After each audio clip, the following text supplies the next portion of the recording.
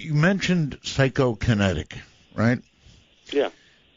And you said that it has been demonstrated to you. And this is an area of intense interest for me.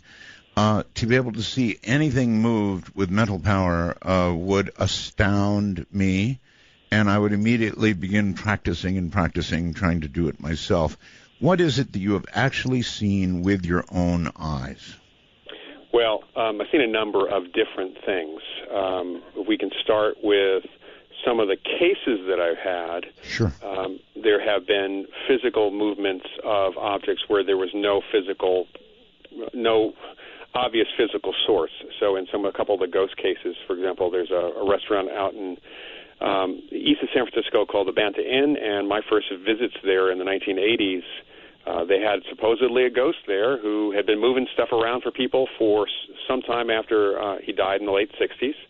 And even on my first visit, the very first thing I saw, and we were shooting something for the old TV show Hard Copy, there was an ashtray on the bar next to the cameraman and the director who had their back to the bar as they were interviewing me. And this is in the morning. This is probably 11 in the morning.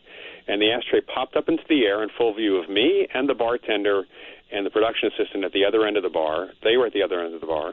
It flipped over in midair and slammed right back down on the bar. And it was a glass ashtray but didn't break. The camera guy and the director both heard it. Everybody else saw it.